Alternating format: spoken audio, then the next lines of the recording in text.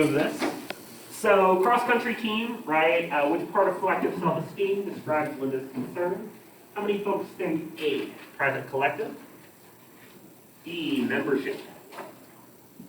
C, public collective? Or D, importance to identity? Great job. So the correct answer here, yes, is public collective esteem.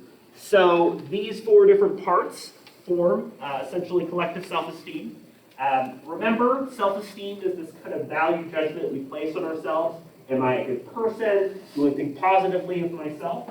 And when we become a member of different cultures and groups over the course of our lives, maybe your nationality, your ethnicity, the groups, the activities that you enjoy, the friends and family relationships that you have, right? It provides a crucial window into understanding and developing who you are as a person. So collective self-esteem is a way of understanding and making sense of how our membership in different groups defines who we are and the ways that we choose to communicate. So private collective esteem is this idea, how do you feel about the group? So if you have kind of high esteem toward the group, you're more likely to take it seriously and view it as a part of your identity. So when you all were sharing words to describe yourselves, to what degree did your membership in groups such as an athlete, such as things like gender, race, and so on factor into your decision? Those are things that will impact your private collective esteem, right? How much do you care or feel positively about these groups? Membership esteem, are you a good member or participant in the group, right? So if you feel included and you feel in and you feel accepted, that's good membership esteem. If you feel like you don't fit in, right, or you have trouble with that, it's lower. Public collective esteem is this idea that best answers the question, is a question of whether or not other people like your group. So when you think about the group as a whole, like the cross-country team, do people have a good reputation, a bad one? And how you feel about those groups is going to play a pretty big role. We have low public collective esteem. One common tactic is for us to try to jump ship or to form a different group or club, right? So again, if you watch a lot of these teen comedies like Mean Girls, right, you know that the cliques and groups that the characters are a part of change over time, and through those relationships, we develop different judgments about other members of the group. I don't want to be a part of this group. I'm going to go over here and sit at this table, right? And the importance to identity is a really big factor. Because culture shapes who we are, we might find ourselves more or less tied to cultural identity. So one topic that was brought up last class are some of the indigenous groups in the Umatilla Reservation. And one of the areas that many of these tribes are focusing on is kind of reinstating a native language curriculum for their students. That way, the younger generations can have a closer tie to their identity and ancestry through relearning and understanding language in a way that has at times been lost. So cultures can do many of these kinds of practices to build their identity over time. And this broader idea that culture is this constant doing and action that we take through generations, through history, through experience, is an important way for us to better understand some of these issues. So we talked about culture and communication last class. We also looked at different approaches to understanding and making sense of culture. And then we also talked about communication across cultures, right? What does it mean to communicate with somebody who has a different cultural background as you do? So that's something that we'll be getting into a little bit more for today. Our reading was really short, but it was designed to talk about this idea of developing cultural intelligence and competence to deal with communication across different cultural situations. We also spent some time today talking about the midterm. I'm interested in us using this idea of cultural intelligence to case studies. So I'll be splitting you off in a little bit to talk through this example where we'll be looking at how cultural intelligence plays out. So cultural intelligence, right, is not only a really useful skill for us to have, but it's something that has become incredibly popular and significant over the course of the past several decades. So one of the biggest topics that has been a rest and communication and international relations and so many other areas is this idea of globalization. How many folks have heard of this term before? Okay. Is there anybody who wants to take a stab at like defining what globalization is? Yeah. Like trying to break down borders between countries to have like more unified communication between the whole world. Yeah, I like this idea, right, of more unified communication between the whole world. Globalization is in many ways how, over the course of the past several decades, we have become a lot more globally connected as a society. And there's a lot of different reasons that we can understand this or ways to phrase this, right? One of them is our membership in international organizations. For instance, for the past several decades, we've had the United Nations, and the United Nations, right, allows for this kind of global dialogue and conversation about a lot of different issues. You have, for instance, the United Nations Security Council, which tends to put out resolutions about a variety of international policy-related issues. For instance, things such as foreign occupation and a lot of other crises, right?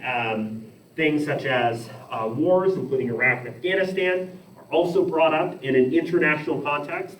And at the time, the United States, for the invasion of Iraq, was really trying to seek international support. We also know that there's other groups within the United Nations, things such as the IMF, International Monetary Fund, the World Bank. There's a lot of efforts toward international collaboration. The World Health Organization, right, is another major group. There's been controversy and disagreement about whether or not the United States should be involved in the WHO and why, right? So there's been a lot of membership in an international way.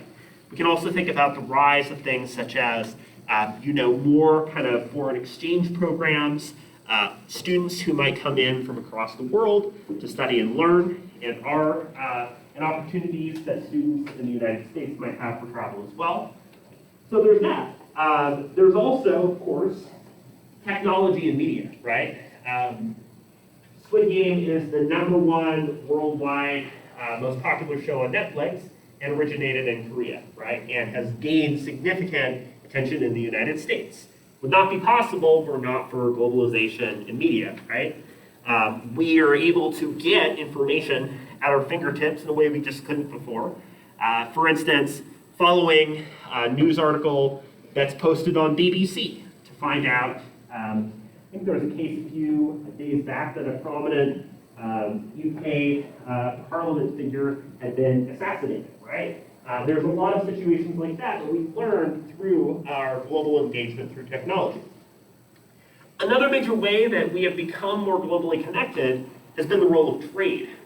So for the past several decades, right, we've seen the rise of things such as global free trade agreements, right? So NAFTA, or the North Atlantic Free Trade Agreement, is one example that has been kind of negotiated, disputed, discussed, and modified over time. But we've also seen a lot of other efforts to try to create more globalized trade, which not only means that there's unique resources that are distributed between countries, but it also means that there's a lot more communication involved in creating and doing these kinds of agreements. And it has definitely had its own share of controversy, right? This idea of a tariff or tax on imported goods is something that some organizations and companies might do, especially things such as the auto industry, in order to protect domestic production, that sort of thing, right?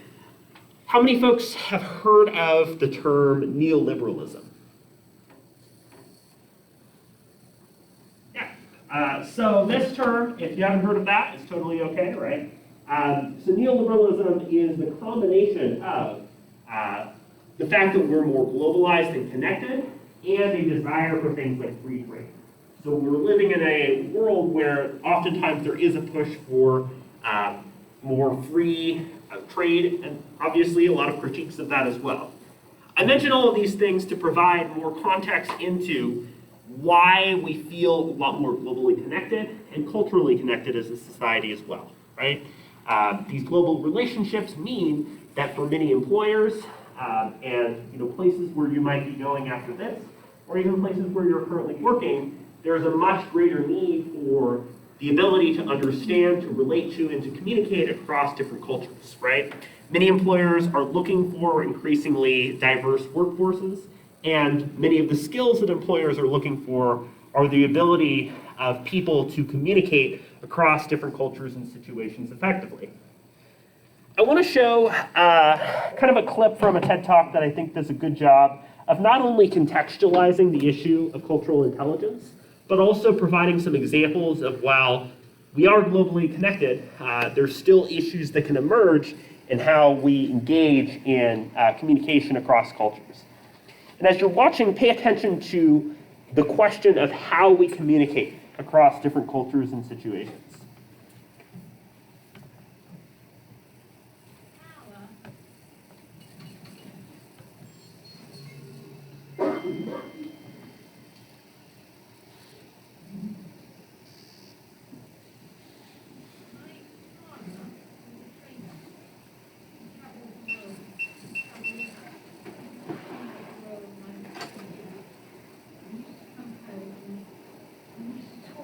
Whether the world, as it got smaller, would fulfill its promise. The promise was logical, that if the world got smaller, it would become more coherent. And he always swore that it wouldn't. It never would. That north and south, and east and west, and men and women, and young and old, and people of all different faiths, would remain as incoherent as ever. Part of his theory was that there would be too many people who followed him, and that the leaders of the world would become increasingly the flying dead. He used to talk about the flying dead a lot.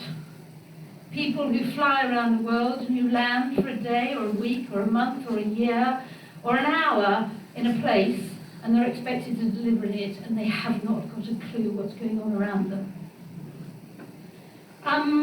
It was a pretty miserable version of the world, and I became increasingly interested in the idea that we all needed cultural intelligence, or CQ. Cultural intelligence to me is the ability to cross borders between and boundaries between different cultures and actually thrive in so doing, love doing it and never want to not do it. I think the world won't change that much. When I started out, everybody kept on telling me that IQ was the secret to everything. You had to be jolly clever and pass every test that was ever thrown at you, and IQ was utterly crucial. And if I had a penny for all the idiots over the years who've said to me, if you could just take the people out of this problem, Julia, there would be no problem, and you think, what an idiot. I mean, just breathtaking. But fortunately, EQ came around, emotional intelligence. It wasn't too great for those of us who were women, because we were all supposed to be terribly good at it, but we'll miss that point out. But EQ began to take on, and people realized that there were things called human beings in this, and that on the whole it would be a good thing if leaders had a bit of EQ. Unfortunately, you then began to get people who say, I'm very good with people. And then they would forget those two extra words that need to go after it, which is like me. And I think increasingly you're now beginning to see people who know that you need CQ, the ability to work with people and lead people who are not like you. Crucial. I think we'll carry on appointing people for IQ because no one's got the imagination to break away from it. We'll carry on, sadly, sacking some people a few years later for a total absence of EQ, but I believe that in future we will be promoting people for cultural intelligence. So I think that there's some good points brought up here. And in particular, right, the thing that really stands out about this video is the way that while we have more global connections with other people, we can still feel like we're not necessarily engaging or learning about other cultures, right? So he talks a lot about the Flying Dead, which is probably like the 5th or 6th Walking Dead spinoff, but is like a way of us thinking about how even if we go to travel internationally, for instance, you go to somewhere such as Japan or Korea and you think, wow, this is going to be a really different culture. There's still a lot of enclaves and parts where you might find that the majority of people speak English. So sometimes when people have done international travel, they're surprised. They're like, well, I didn't really need to learn the language because most of the people that I talked to or worked with could speak English.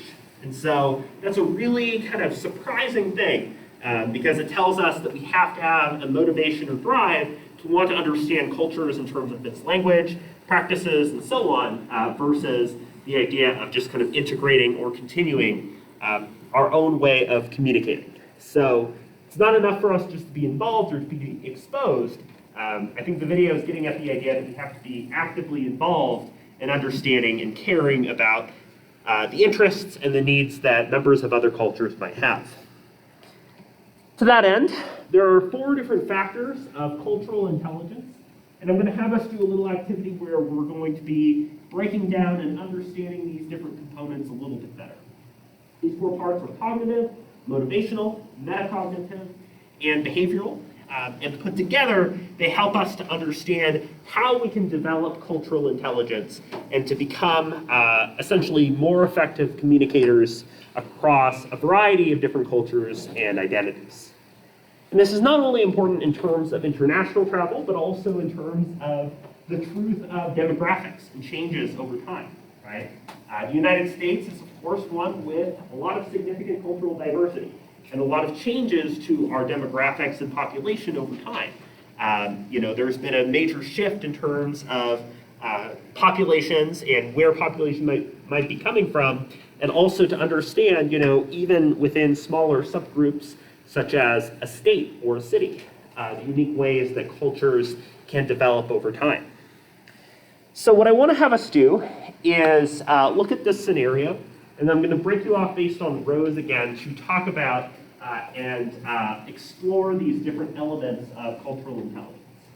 So in this scenario, Brendan has agreed to study abroad in Spain, but he's concerned about his ability to fit in and effectively work with a very different population, right? So what I'd like each group to do is to define their factor of cultural intelligence, basically in your own words, what this factor is. So what is cognitive intelligence? And then consider how this factor of cultural intelligence could help Brendan in his international travel and to become more culturally intelligent. So for each group, I'd like you to have, one person per group who can write down your answers to these parts or type them up, and I'll ask each group to turn this in at the end of class. And just take some time to talk about these questions. What is this form? And how can Brendan use that through an example or two in order to effectively manage this trip? So let's have the front row here focus on cognitive. Second row back here, focus on motivational. Third row, focus on metacognitive. And then the back row here, focus on behavioral. So remember, have one person per group who can write down the names and information. And then we'll chat about that together in just a bit.